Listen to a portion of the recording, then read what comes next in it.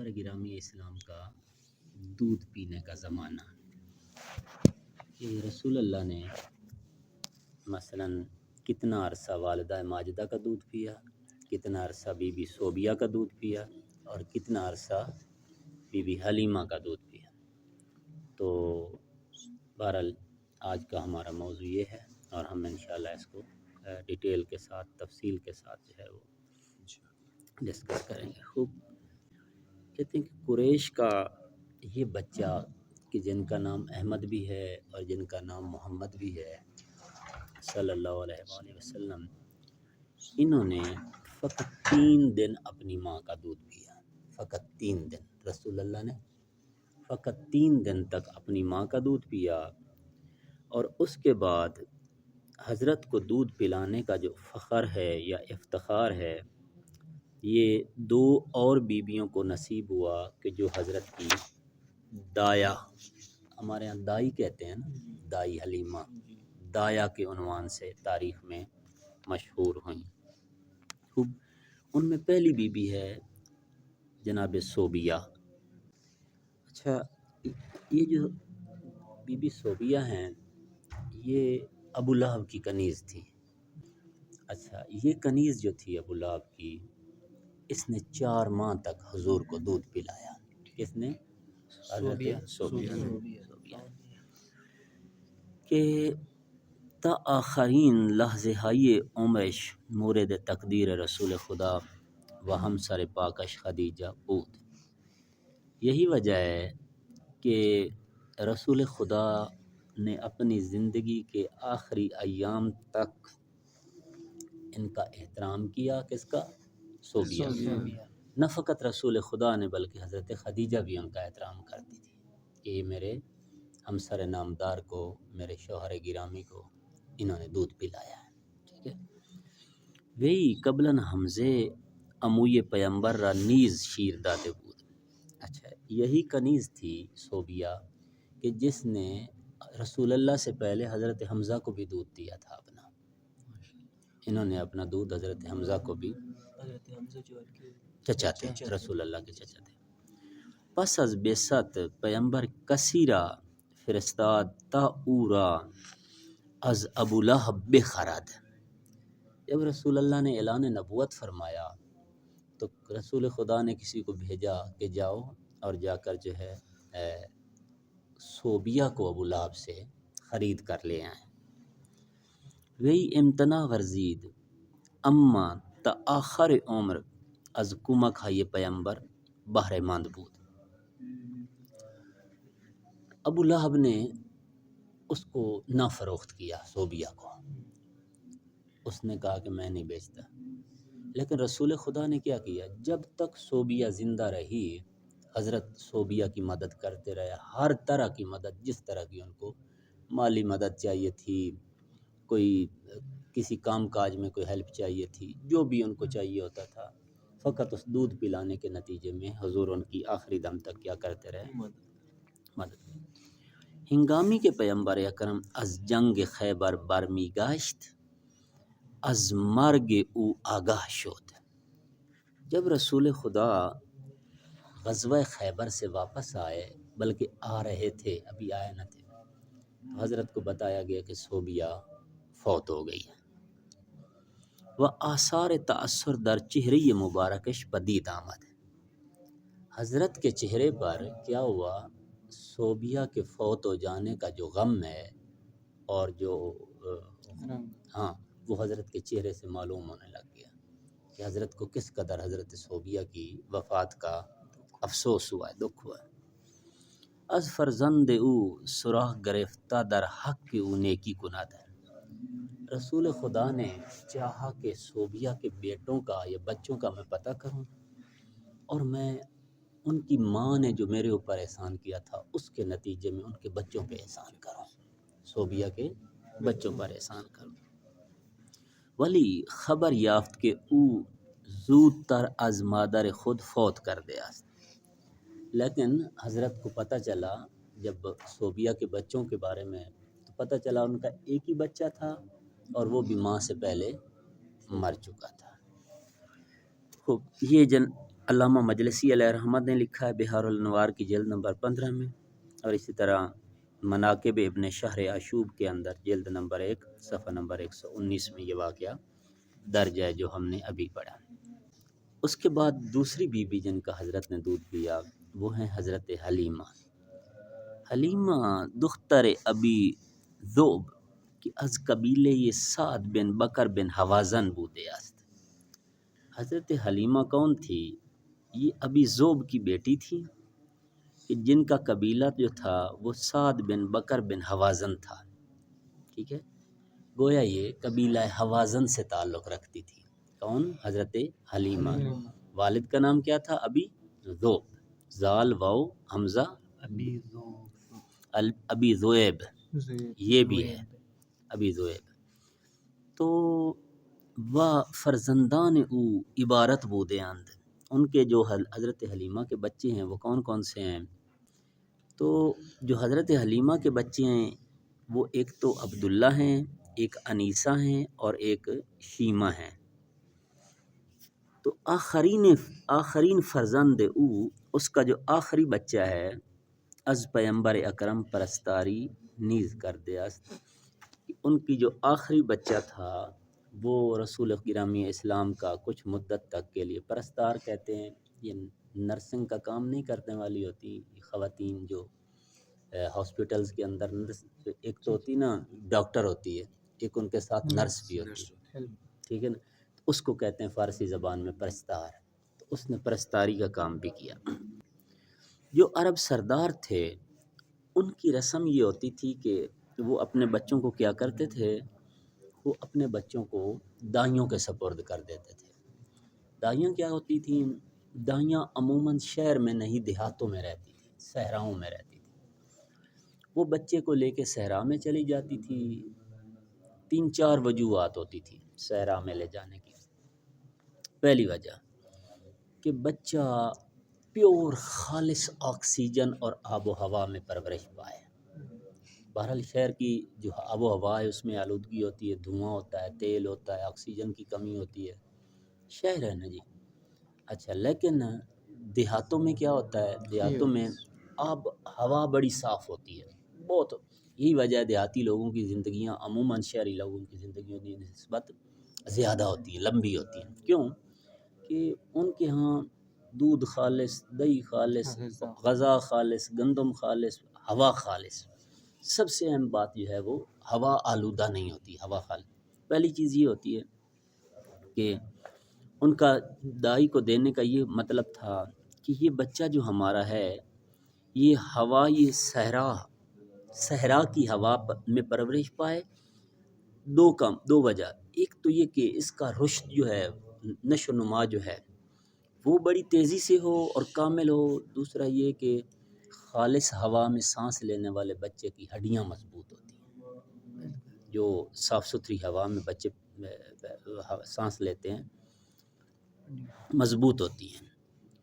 دوسرا یہ مکے کے اندر جو لگنے والی عموماً بیماریاں ہوتی تھی کہ جو ظاہراً بچوں کو زیادہ لگ جاتی تھی، ان بیماریوں سے بچانے کے لیے بھی وہ کیا کرتے تھے، فوراً بچے کو دیہات میں بھیج دیتے تھے تاکہ مکے میں جو بیماریاں ہیں، جو خصوصاً بچوں کو لگنے والی بیماریاں ہیں، ان سے وہ کیا ہو جائے، بچ جائے۔ بس زبان عربی را در یک منطقے یہ دست نہ خردے فراگیرت۔ اور آج بھی آپ جب عربی پڑھتے ہیں تو کون سی عربی آپ کے لیے سب سے زیادہ عربی جو ہے وہ اعلیٰ درجے کی ہوتی ہے؟ وہ عربی جو بادیہ نشین عربوں کی عربی ہوتی ہے، وہ پیور عربی ہے۔ وہاں پہ کیا ہوتا تھا، مکے میں مختلف ملکوں کے لوگ آتے تھے، ان کی عربی جو تھی وہ مخلوط ہو چکی تھی مختلف زبانوں کے ساتھ، لہٰذا وہ پیور اور اصلی عربی جو بادیہ نشین عرب بولتے تھے، صحرائی اور بدوی عرب بولتے تھے، وہ ادھر سے ہی ملتی تھی جہاں پہ وہ رہتے تھے۔ ان کی جو شہری عرب تھے، ان کی عربی اب جو ہے اس کے اندر دوسری زبانوں کے الفاظ بھی آ چکے تھے، لیکن ان کے ہاں کبھی کوئی آتا جاتا نہیں تھا، جو صحراؤں میں رہتے تھے، دیہاتوں میں رہتے تھے، لہٰذا ان کی عربی جو ہوتی تھی وہ پیور عربی ہوتی تھی۔ تو بچہ ادھر دینے کا ایک مطلب یہ ہوتا تھا کہ یہ بچہ ادھر جائے اور وہاں پہ پیور اور خالص عربی جو ہے وہ بھی سیکھ کر آئے۔ در این قسمت دایگان قبیلے بنی سعد مشہور بودن. اچھا، دائیوں کے شعبے میں پھر بنی سعد کا جو قبیلہ تھا، بنی سعد کی جو دائیاں تھیں یہ بڑی مشہور و معروف دائیاں تھیں، جیسے حلیمہ سعدیہ. آنہا در موقع معینی به مکے می آمدن و ہر کدام نوزادی را گرفتے ہموار خود می بردن. وہ کیا کرتی تھیں، وہ ایک خاص مدت، خاص وقت میں، معین وقت میں کیا کرتی تھیں، مکے میں آتی تھیں، اور مکے میں آ کے جیسے ہی آتی تھی تو بہرحال ایک اعلان ہو جاتا تھا، پتہ چل جاتا تھا کہ مثلا بنی سعد کی دائیاں آئی ہوئی ہیں، فلاں قبیلے کی دائیاں آئی ہوئی ہیں، اور جس کا بچہ ہوتا تھا وہ اس کو سپرد کر دیتی تھی. وہ کیا کرتی تھی، بہرحال یہ اللہ تعالیٰ کا کرم بھی ہے اور اس کی اپنی حکمت بھی ہے، وہ اپنے بچے کے ساتھ ساتھ اس بچے کو بھی دودھ پلاتی تھی کہ جو وہ لے کے جاتی تھی، اور یہ ان کے کاروبار کا ایک آمدنی کا ایک ذریعہ ہوتا تھا کہ امیروں کے بچوں کو دودھ پلاتی تھی، اور جب دودھ پلاتی تھی تو اس سے وہ جو امیر لوگ ان کو اس دودھ پلائی کے پیسے دیتے تھے. ابھی بھی ہے نا کہ والد کے لیے ضرور ہے کہ وہ اپنی بیوی کو اگر وہ طلب کرے، مانگے، تو اس کو 2 سال جو بچے کو دودھ پلائی کے کیا کرے، پیسے، ٹھیک ہے نا. وہ عورت پیسے لے سکتی ہے اپنے دودھ پلانے کے، وہ اس کے حق میں شامل ہے. جو حتیٰ کہ میری اپنی بیوی، آپ کی اپنی بیوی بچے کو دودھ پلاتی ہے تو وہ اس کے پیسے بیٹا وصول کرنا چاہے تو شوہر سے وصول کر سکتی ہے، اس لیے کہ بچہ والد کا ہوتا ہے، والدہ کا نہیں. چہر ماہ از تولد پیمبر اکرم گزشتے بود کہ دائیگان قبیلے یہ بنی سعد بے مکے آمدن. رسول خدا کی ولادت کے 4 مہینے گزر چکے تھے کہ قبیلہ بنی، بتایا نا کہ معین وقت میں آتی تھی، خاص وقت، یعنی ہر روز نہیں آتی تھی، معین وقت میں آتی کہ بنی سعد کے قبیلے کی دائیاں جو ہیں وہ مکے میں آئیں. و آن سال قحط سالی عجیبی بود. اچھا، یہ وہ سال تھا کہ مکے کو قحط سمجھتے ہیں کیا ہوتا ہے؟ قحط سالی یعنی جب خوراک کی کمی ہو جاتی ہے، تو اس خوراک کی قلت نے جو ہے مکے کو گھیرا ہوا تھا. از این نظر بے کما کے اشراف پیش از حد نیاز مند بودن. یہی وجہ تھی کہ یہ جو غریب غربا تھے، جیسے بنی سعد کے قبیلے کے لوگ اور اس کے دوسرے مثلا اطراف کے لوگ، یہ عمرہ یعنی بڑے قبیلوں کے سردار تھے، سرداروں کی مدد کے یہ لوگ بڑے محتاج تھے، اس لیے کہ کیوں، قحط سالی کی وجہ سے. برخی از تاریخ نویسان می گویند هیچ یک از دایگان حاضر نشد به محمد شیر دهد. بعض مورخین کہتے ہیں کہ کوئی دائی جو تھی وہ اس بات پہ راضی نہ تھی کہ وہ بہرحال محمد کو اپنے ساتھ لے کے جائے. ایک وجہ یہ تھی کہ وہ یتیم پیدا ہوئے تھے، علم یجد کا یتیمن فآویٰ. دوسری وجہ یہ تھی 4 ماہ وہ ایک دائی کے پاس رہ چکے تھے، ٹھیک ہے. اچھا، تو زیرا بیشتر طالب بودن کہ اطفال غیر یتیم را انتخاب کنند. یعنی دائیاں کس کے پیچھے تھی، ایسے باپ کا انتخاب کریں، ایسے بچے کا انتخاب کریں کہ جن کا باپ زندہ ہو، جن کا باپ زندہ ہو وہ زیادہ پیسے دے گا، ٹھیک ہے. تا از کمک های پدران آنان بہرے مند شوند، تاکہ ان کو کیا ہو کہ ان کے والد کی مدد ملے. و نوعاً از گرفتن طفل یتیم سرباز می زدن. یہی وجہ تھی کہ وہ کوئی یتیم بچہ اپنے ساتھ لے جانے کو تیار نہ تھے. حتیٰ حلیمہ نیز این بار از قبول او سرباز زد. حتیٰ کہ خود حلیمہ نے بھی ان کو قبول کرنے سے انکار کر دیا، چونکہ خود حلیمہ جو تھی وہ کوئی اتنی قوی ہیکل خاتون نہ تھی، کمزور تھی، اور مان لیجیے حضور کی دودھ پلانے والی ماں دبلی پتلی سی تھی، کسی نے ان کو بچہ نہ دیا. لہٰذا اب ان کو کوئی بچہ نہ ملا اور رسول اللہ کو اس طرح سے کوئی دائی قبول کرنے والی نہ تھی، تو کیا ہوا، او بے شوہر خود چنین گفت، اس نے اپنے شوہر سے کہا، بے رویم ہمین طفل یتیم را بگیریم و بدست خالی بار نگردیم. حلیمہ نے کہا اپنے شوہر سے کہ چلتے ہیں، وہی یتیم بچہ جو ابو عبد المطلب کا پوتا ہے وہی لے لیتے ہیں، کم از کم ہم خالی تو واپس نہیں جائیں گے نا، کچھ نہ کچھ تو وہ دیں گے، بھلے یتیم بھی ہے۔ ہاں؟ شاید لطف الہی شامل حال ما گردد، ممکن ہے کہ اللہ کا لطف ہمارے ہاں حال شامل ہو جائے۔ اتفاقاً حدث او صاحب دار آمد، اتفاق سے جو اس نے سوچا تھا، حدث کا مطلب ہوتا ہے احتمال، اس کا جو احتمال تھا وہ بالکل اسی طرح سے پورا ہوا۔ جیسے ہی اس نے یہ ارادہ کیا اور راضی ہو گئی کہ میں اس یتیم بچے کو اپنے ساتھ لے کے جاتی ہوں، تو کیا ہوا؟ لطف خدا نے اس کو چاروں طرف سے آ کر گھیر لیا، الطاف الہی سارے اوپر آ گرفت، پر ہر طرف سے خدا کا لطف اور رحمتیں جو ہیں وہ حضرت حلیمہ کے گھر پہ اور ان کے ذات پہ اور ان کے وجود پہ برسنے لگیں۔ اچھا، یہ سارا واقعہ سیرہ ابن حشام کے اندر ہے۔ نخستین قسمت این تاریخ افسانہ بیش نیست، کہ یہ جو تاریخ ہم نے پڑھی اس کا جو پہلا حصہ ہے وہ چونکہ مورخین نے لکھا تھا، ہم نے سب پورا ایڈریس بول دیں۔ سیرہ ابن حشام، جلد نمبر وہ ہاں جلد نمبر 1 صفحہ نمبر 172-73۔ کہتے ہیں کہ جناب عبد المطلب زعیم قریش تھے، اور کیا تھا؟ اور یہ تھا کہ ان کا خاندان بنی ہاشم پورے عرب کے سردار خاندانوں میں سے ایک تھا، اور خود حضرت کی جو شخصیت ہے، جو حضرت عبد المطلب کی شخصیت ہے، وہ اتنی بڑی شخصیت تھی کہ ہر عام و خاص کو پتہ تھا کہ جناب عبد المطلب کیا ہیں؟